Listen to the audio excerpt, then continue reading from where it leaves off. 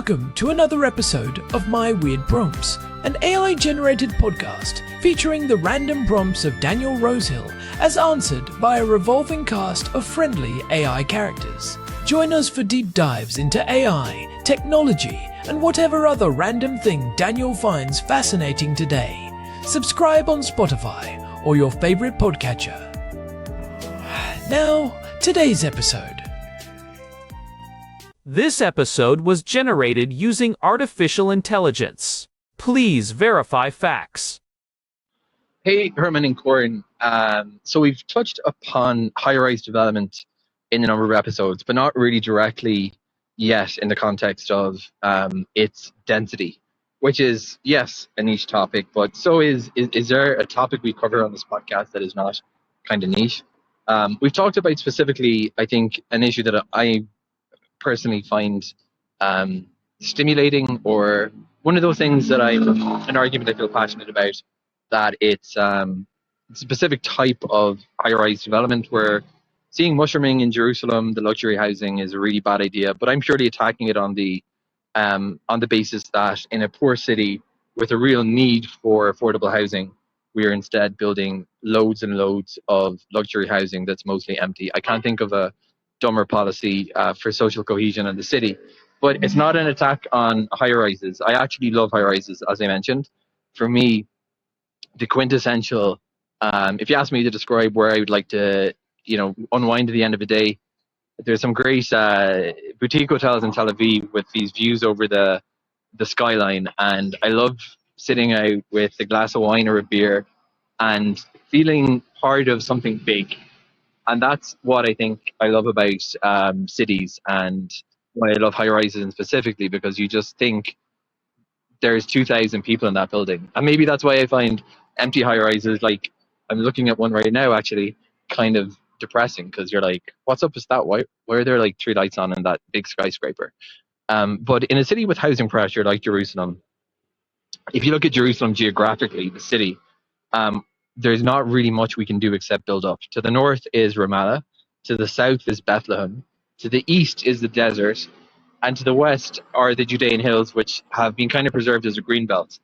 So besides the geopolitical concerns, to use a euphemism, there's not really much option for Israel's capital to house more people except to either go down, and people aren't generally too fond of living in multi-story dungeons, or go up. So Jerusalem is going up. Now, I would have thought that makes sense. If you ask me, how do you think you could fit the most people into a block of space in a city, I would say, yeah, just build a lot of high-rises. And that's why in a recent episode we covered the question of how high can you actually build. But my wife, who is an architect, a woman of very strong opinions, tells me, with Jane Jacobs staring down at me from the bookshelf, no, it's not the case. She says that they're inefficient. She mentions the lot line, and that's when my eyes kind of glaze over usually. But I take it that I'm sure she knows much more about urban planning than I do. So why is it Herman and Corn? There's clearly 2 sides of this argument. I like skyscrapers, but I guess just because I think intuitively it makes sense, and I like them aesthetically, and I like them because they contribute to me to the vitality of a city. But Hannah says that they're actually inefficient uses of space, and they're inherently expensive, because if you talk about the socioeconomic issue that I mentioned about them being luxury apartments, she says that's kind of integral to high-rises because they cost an awful lot to operate the utilities that you need, like an elevator. So Herman and Corn, give me the debate about skyscrapers. Is it not so simple that we can just fit more people into urban areas if we want to by creating an infinite number of these? Why does Hannah tell me that it's more the 6-story development that actually is more sustainable? Herman and Corn, let's talk about the mechanics of population density, and are skyscrapers the ultimate solution, or is there a better way? Herman, I was looking out toward the center of the city the other day, and it really hit me how much the Jerusalem skyline has changed just in the last few years. It used to be this very low-slung, stone-heavy horizon, and now we have these glass needles poking up everywhere, especially around the entrance to the city. It looks like a forest of cranes. Herman Poppleberry at your service, and you are not wrong, Corn. It is a massive shift. We are witnessing what planners call the Jerusalem Gateway Project. It is a multi-billion shekel transformation that is going to put about 24 towers, some up to 40 stories high, right at the western entrance. And it is actually perfect timing because our housemate Daniel sent us a prompt about exactly this. He has been watching these luxury high-rises go up while the city struggles with affordable housing, and his wife Hannah, who is an architect, has been giving him the earful about why these towers might not be the density solution everyone thinks they are. I love that we are getting the architect perspective through Daniel. It is such a counterintuitive idea, right? Because if you ask the average person how to fit more people into a city, they will say, well, build up. It is the only way to go. But Hannah is arguing that they are actually inefficient and expensive. So, Herman, I want to dig into this. Is the skyscraper a lie when it comes to density? It is not necessarily a lie, but it is definitely a specialized tool that people try to use as a universal hammer. There is this fundamental tension between height and efficiency that most people do not see because they are just looking at the building from the outside. When you look at a 40-story tower, you think, wow, that is a lot of floor space. But what you do not see is how much of that floor space is being eaten up by the building just trying to exist. What do you mean by just trying to exist? Like the walls? Exactly, and the elevators. Think about it this way. If you have a 5-story building, you might need one elevator and a staircase. The amount of space taken up by the core of the building is tiny. But as you go higher, you need more elevators to move people efficiently. You need express elevators, local elevators, and freight elevators, and those elevator shafts run through every single floor below them. By the time you get to a 60-story building, a massive percentage of the lower floors is just elevator shafts, mechanical rooms, and structural bracing to keep the thing from swaying in the wind. So you are building more total square footage, but a smaller and smaller percentage of that square footage is actually livable space as you go higher. Precisely.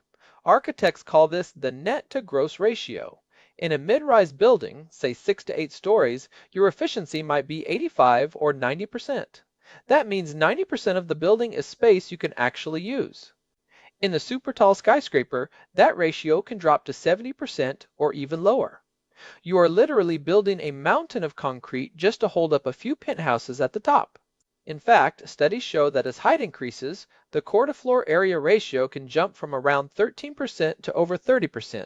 You are losing a third of your building to the vertical commute. That is fascinating. It is like the rocket equation for buildings.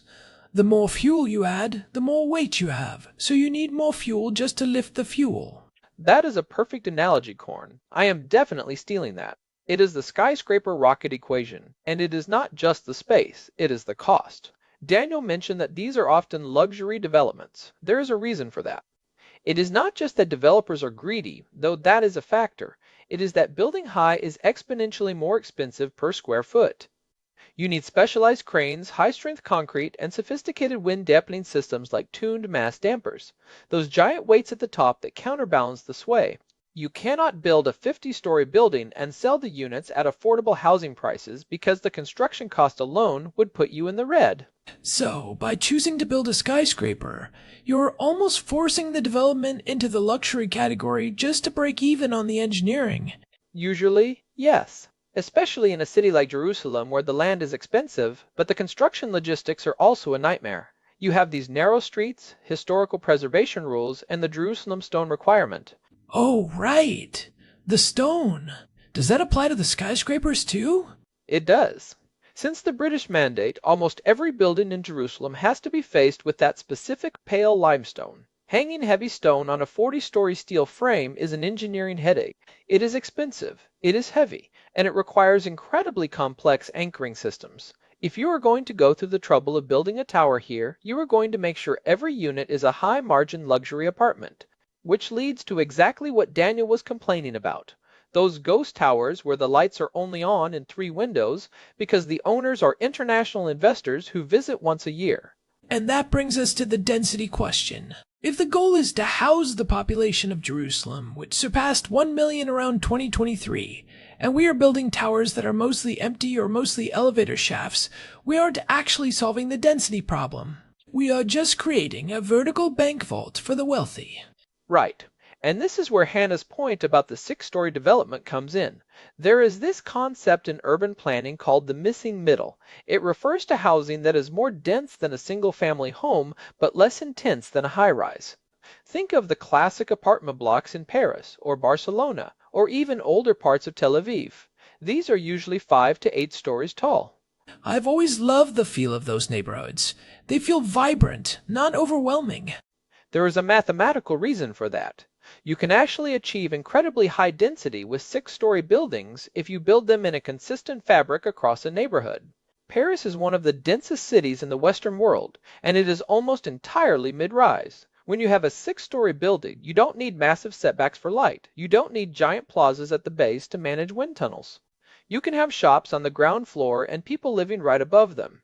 It creates a continuous street wall that is very efficient for land use. Wait, help me visualize the trade-off. If I have one city block and I put a single 40-story tower in the middle of it, versus filling that same block with 6-story buildings that touch each other, which one actually houses more people? In many cases, the 6-story block wins or comes very close, and it does it at a fraction of the cost. When you build a tower, you usually have to leave a lot of empty space around it. Part of that is for light and air, and part of it is because the sheer scale of the building requires a large footprint for its foundations. You end up with a tower in a park, or, more often, a tower in a parking lot. The actual density of the whole block, the number of people per hectare, might not be higher than a dense European-style neighborhood of 6-story walk-ups. That is the part that feels like a magic trick. We see the height and assume density, but we don't see the wasted space at the ground level. Exactly. And then there is the operational side. Daniel mentioned his wife says they are expensive to operate. Think about water.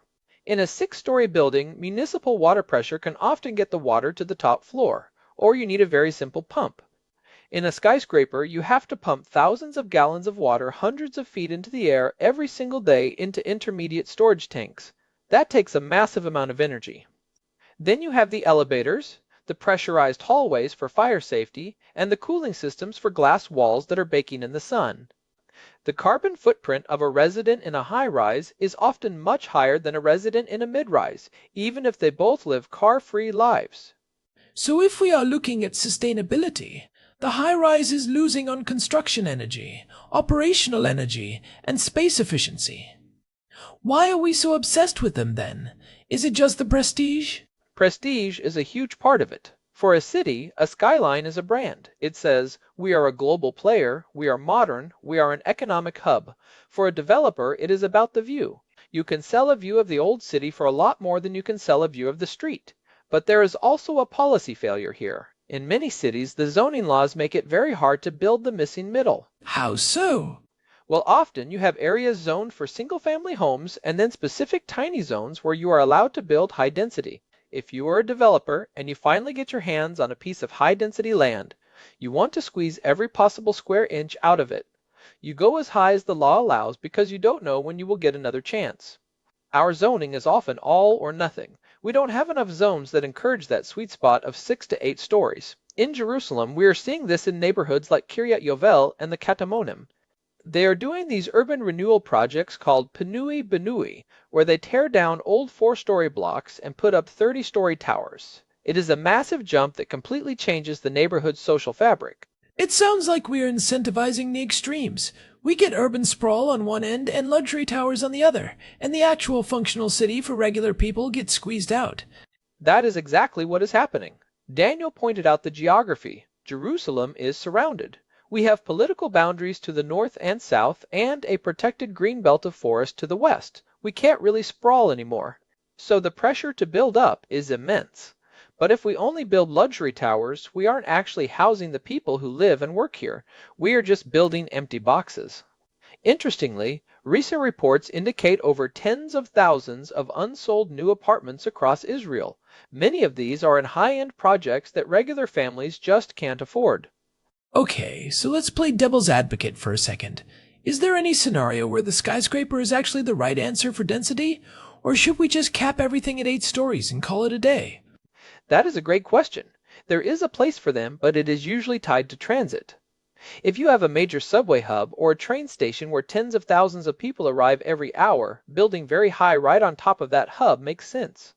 It concentrates the density where the infrastructure can handle it.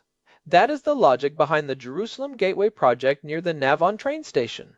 The problem is when we build these towers in residential neighborhoods that aren't transit accessible, which forces everyone in that tower to own a car, which then requires 6 floors of underground parking, which makes the building even more expensive and inefficient. Right. The parking podiums. I see those everywhere now. The first 4 floors of a building are just a giant concrete block for cars, and then the actual building starts above it. It kills the street life. It is a total death knell for the sidewalk. You walk past a block and it is just a blank wall or garage entrance. No shops, no cafes, no people. It makes the city feel hostile. Compare that to the older streets in Rehavia or Nalawat. The buildings are lower, they are right on the street, and there is a sense of community.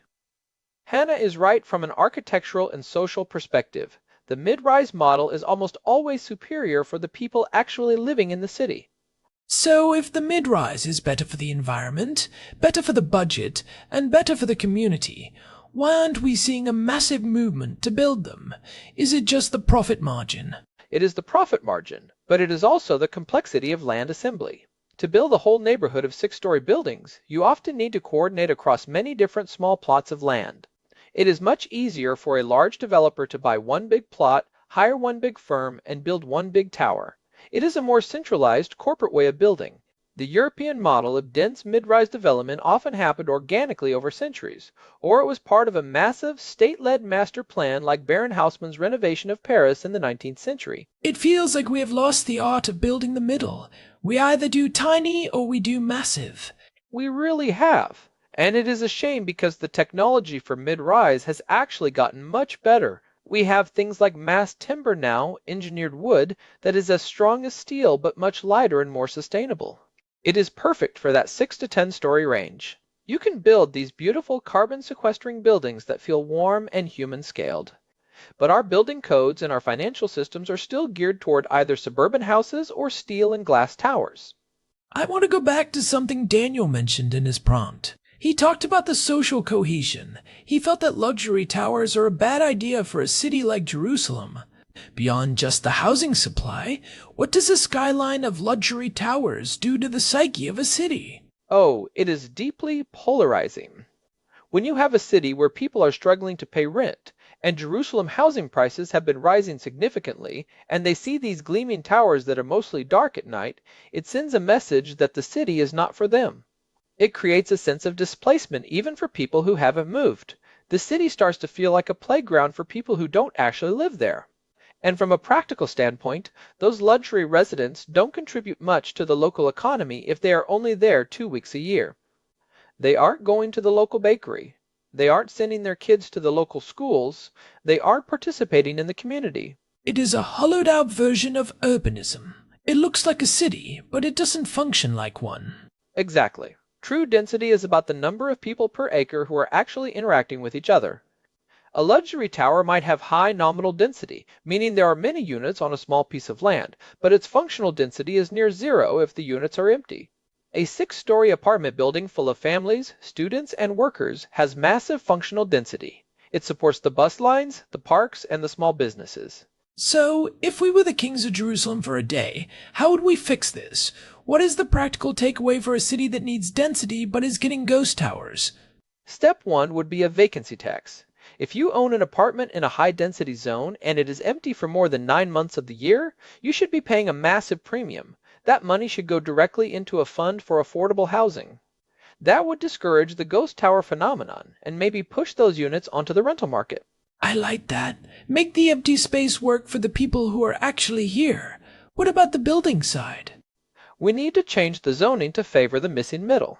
Instead of saying you can build 40 stories here and nothing there, we should say the default for the whole city center is 6 to 8 stories. Make it the easiest thing to get a permit for. If you want to go higher, you have to prove a massive public benefit, like being directly on a light rail station, like the new Green Line that is supposed to open in summer 2027, and including 40% affordable units. We should make the high-rise the difficult exception, not the default goal. And we should probably address the Jerusalem stone requirement, right? I know it is a sacred part of the city's identity, but does it make high-rise construction even more difficult? It does. As I mentioned, it is an engineering nightmare. On a skyscraper, it is basically a costume. It is a very heavy, very expensive costume that doesn't fit the building's soul. We should allow for more modern, lightweight, and sustainable materials on towers while keeping the stone for the human-scale buildings where it actually makes sense structurally and aesthetically. I love that. A costume for a building. So we have the efficiency problem, the cost problem, the social problem, and even the aesthetic problem. It seems like Hannah, Daniel's wife, has a very strong case. She really does. And it is something that urbanists all over the world are starting to realize. There was a study in London recently that found that mid-rise developments were actually more dense in terms of people per hectare than many of the new luxury high-rises because they used the land more efficiently and had higher occupancy rates. We are realizing that the 21st century city doesn't need to look like a science fiction movie to be successful. It might actually need to look a bit more like the 19th century city, just with better plumbing and internet. It is a back-to-the-future approach to urban planning. But how do we get people to buy into it? People love the idea of the penthouse. They love the status. How do you make a 6-story building feel aspirational? You make the street the amenity. In a high-rise, the amenities are all inside the building.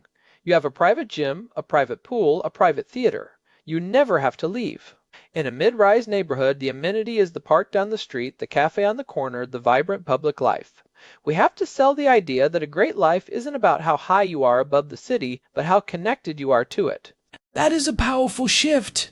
It is the difference between being a spectator of the city and being a participant in it. Exactly. And I think people are starting to crave that. Especially after the last few years, we realized that isolation, even in a luxury box, is still isolation. People want to be where the action is. They want to see their neighbors. They want to be part of a human-scaled environment. You know, it reminds me of when we were kids. We lived in that apartment block that was maybe 4 stories tall.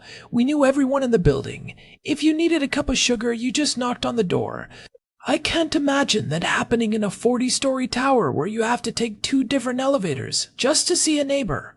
You are absolutely right. The social friction in a high-rise is actually higher, even though the people are physically closer. You are more likely to ignore someone in an elevator than someone you pass on a shared staircase or small lobby. The scale matters for human connection. So, to summarize the Poppleberry-Hannah thesis, the skyscraper is an engineering marvel, but an urban planning failure for most residential needs. It is less efficient with space, more expensive to build, costlier to run, and less conducive to a healthy society. This 6-story building is the unsung hero of the modern city. That is it in a nutshell. It is the Goldilocks zone of urbanism. Not too low, not too high, just right for humans. I think we have thoroughly explored the nuances here. It is definitely not as simple as building up to fit more people. In fact, building up might be the very thing that is making our cities less livable and less affordable. It is a classic case of looking at the symptom rather than the cause. We think we have a land shortage, so we build high. But we actually have a land use problem, and building high often makes that problem worse by concentrating wealth and wasting space. Well, I, for one, am going to look at those new towers in the center of town with a much more critical eye now. Every time I see a new one going up, I am going to think about the elevator shafts and the empty penthouses. And the wind tunnels. Don't forget the wind tunnels. If you've ever tried to walk past one of those towers on a blustery day in Jerusalem, you know exactly what I'm talking about. They literally suck the air out of the street. It is called the Venturi effect. The building redirects high-altitude winds down to the sidewalk. It is another gift from the skyscraper to the pedestrian. I have noticed that. It feels like you are walking into a gale force wind for 10 feet, and then it just disappears. Just what we needed. More wind in the winter. Well, Herman, this has been an eye-opener. I think we have given Daniel plenty to talk about with Hannah. Maybe he can tell her she was right all along. Oh, I'm sure she knows she's right. Architects usually do. But it's good to have the data to back it up. Absolutely. Well, before we wrap up, I want to say a huge thank you to everyone who has been listening. We have been doing this for over 200 episodes now, and the community that has grown around my weird prompts is just incredible. We love hearing from you. We really do. And if you have a second, leaving a review on Spotify or your favorite podcast app really does help the show. It is the best way for new people to find us and join the conversation. Yeah, it makes a huge difference. And remember, you can always find our full archive of episodes, including some of the ones where we touched on high-rises in the past, at our website, myweirdprompts.com. There is a searchable index there if you want to dive deeper into any of the topics we have covered over the years. And if you have a prompt of your own, something that has been bugging you, or a topic you want us to nerd out on, there is a contact form on the site as well. We are always looking for new ideas. Thanks again to Daniel for this one. It really changed how I think about the city. Definitely. Until next time, stay curious and maybe keep your eyes on the 6th floor instead of the 60th. This has been My Weird Prompts. We will see you in the next one. Take care, everyone. This episode was generated using Gemini Flash 3. Text-to-speech engine was Chatterbox Turbo. Thanks for listening to another episode of My Weird Prompts, an AI-generated podcast featuring Daniel Rosehill's AI prompts, as answered by a revolving cast of friendly AI characters including me, Cornelius the Sloth. Subscribe on Spotify or visit myweirdprompts.com.